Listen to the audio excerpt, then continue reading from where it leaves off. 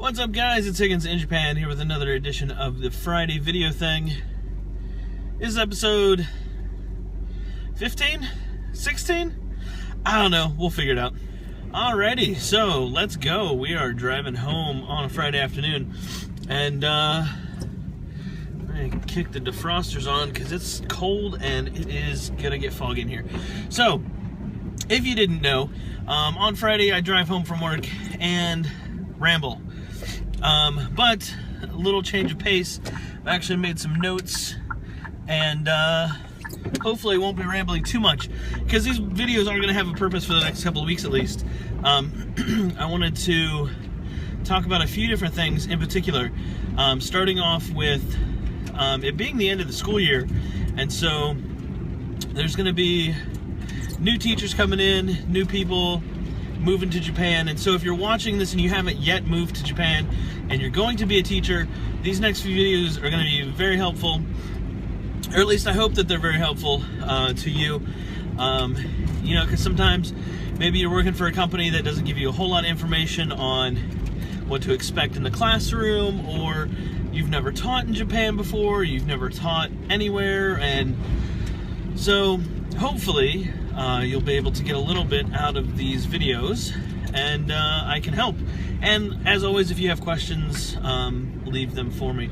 So this week's episode, I wanted to talk about a few things to expect while you're in the classroom teaching.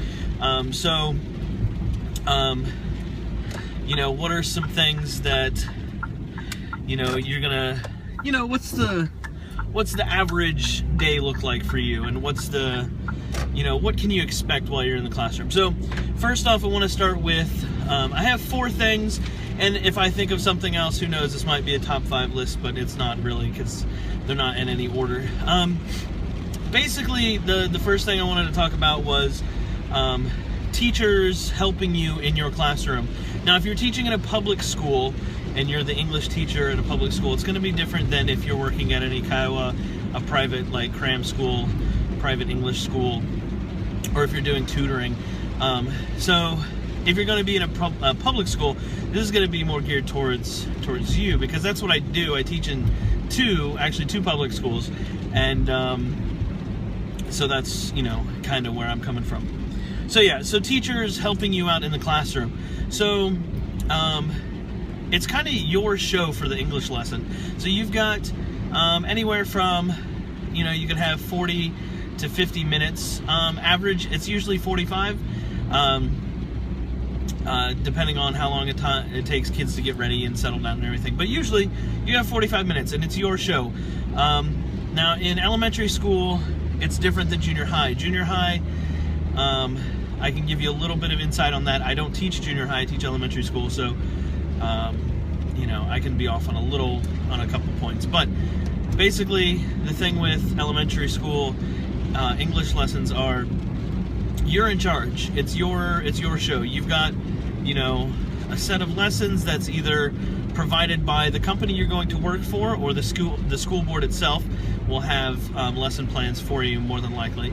And yeah, it's kind of up to you to decide, you know, what lesson, you know, what you're going to do in that lesson, whether it be what games you play, or what activities you do, or any of that kind of stuff. That's going to be all on you. Oh, whoops, I had my brights on. Wondered why that guy was flashing. Anyways, so yeah, it's your show, basically. And so the teachers, at least in the elementary school, are going to be kind of hands-off, because they're homeroom teachers. They've got, you know, their own lessons to plan. They've got, you know, a whole day's worth of things, whereas you're just with that class for, you know, 45 minutes a day. So they're going to be doing their own thing, and it's up to you to decide.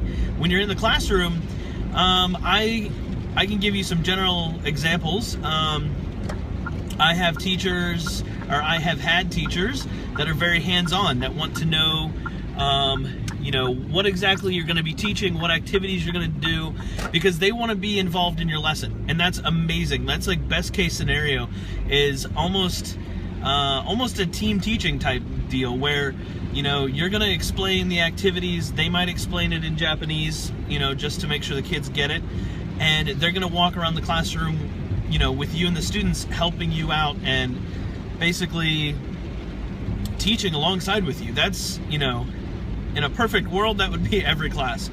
Then you have teachers that take a little less active of a role in your lessons, where, they'll be in the classroom and maybe they'll help out with the students, but they won't do any of the explaining or any of the rules. And that's fine too. That's good, because, they allow you to do your thing, and they kind of stay out of your way. Then you've got the teachers that will stand in the back of the classroom and grade, other papers for other classes, or like other, subjects that they're teaching. So you'll have them either at the back of the classroom, if you have your own room, like they'll be in, their own separate section, or they'll, just sit at their desk and grade papers, and not really do a whole lot other than just make sure the kids, are paying attention and listening. But for the most part, they're completely hands-off. Then you have the last category of teacher, the teacher that just doesn't do anything. And so you'll have teachers that won't even discipline students. They won't do anything. And so that's kind of worst case scenario, is where, they'll let you teach your lesson, but if you've got kids climbing around or climbing up on desks, or what else? Any number of things that the students could be doing other than paying attention in your lesson, they're not going to help you. And you really can't do anything about any of those things. So if you don't want a teacher helping you in your class during your lesson, you just kind of can't do anything about that. If you have a teacher that doesn't do anything, they're completely hands-off, you can't really do anything about that either. That's kind of the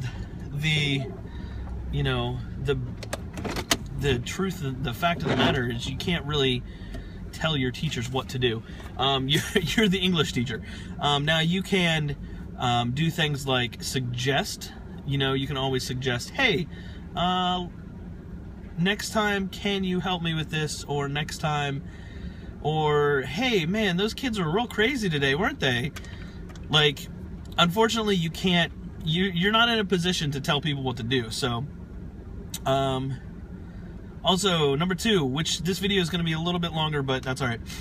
Number 2, don't expect the classrooms to be the highest of tech. Now, I am really lucky in the fact that my 2 schools have given me an English room. They had extra rooms that they wanted dedicated for English. So I was able to decorate my rooms, put up posters, put up signs, do all kinds of stuff. My classrooms also have computer hookups and projectors and whiteboards and stuff like that. That's not going to happen in every school, especially if you get out into the country. If you're out in some place, you're going to get the typical classroom. You're more than likely probably not going to get your own room at all. You're just going to have to share or just go into the normal classroom that the student's already in. And so I know that it's Japan and people think that Japan is all high tech. But the fact of the matter is, elementary schools are not going to have digital whiteboards and not going to have projectors or TVs in every classroom. Now, I got lucky because one of my schools is only 2 years old and newly built, and so they've got everything. And my classroom is carpeted, and I've got projectors and computers and a sound system and everything. It's great. But yeah, you're going to have to learn to teach around that. Write on the chalkboard, use what you have, use the materials that you have, and don't expect to have the greatest of equipment either. School lunches. So all the students eat lunch together, and they all eat the same thing. In the 3 years that I've been here in Japan, I've never seen a student bring a lunch to school. They just don't. Same with teachers. Everybody eats the same food. Everybody eats the same thing. And yeah, you're just going to have to deal with that. If you don't like fish, you better start liking fish, because fish is going to be in pretty much everything that you eat at the school. yeah, just kind of, you're gonna have to deal with that one. There's no getting around that. You can bring your own lunch, but my gosh, I don't know who would do that. You're gonna get stared at, and even more than you already are. So, yeah, so don't expect, you know, special treatment when it comes to your meals. And last one I'm going to close off with here because we're hitting 10-minute mark. Communication is not guaranteed. You're going to have an English coordinator at your school that will speak some English, more than likely. And you're going to have some other teachers that do speak a little bit of English, but for the most part, your teachers are not going to be 100% fluent. They could be, who knows? I've got some teachers that were, you know, old English teachers from the junior high that have moved around to different schools, and so we can have full conversations. Or, you know, even the teachers that aren't fluent in English, we can still have a conversation. But with your homeroom teachers, don't expect them to always be in 100% communication with your English coordinator. Unfortunately, the fact of the matter is people are busy and people forget, and sometimes English is not that high on the totem pole. And so when you go into a classroom, if you tell a teacher, oh, by the way, this is our last lesson, like I've run out of lessons for this class, they might be surprised because they might not know that you know, don't have any more classes left.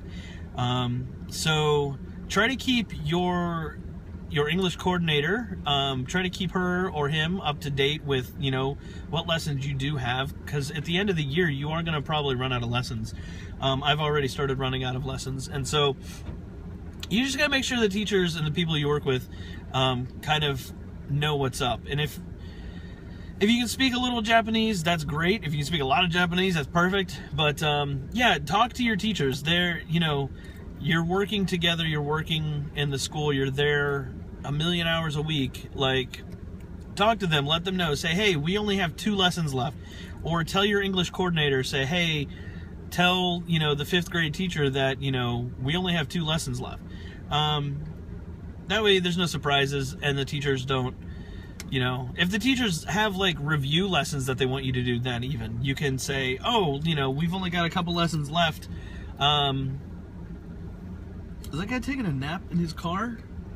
Sorry, I'm sitting at Family Mart, and there's a guy sitting next to me in the parking lot taking a nap. Anyways, that being said, make sure everybody's just kind of on the same page, because they might have review lessons that they want you to teach, or whatever the case may be.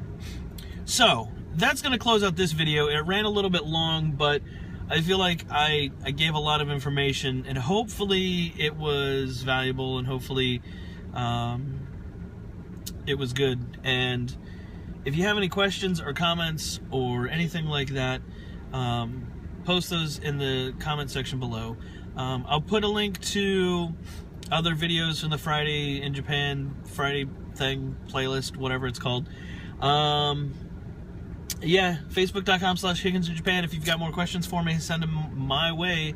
And yeah, stay tuned. These Friday videos are going to have a lot more information instead of me just rambling about stupid stuff on the way home.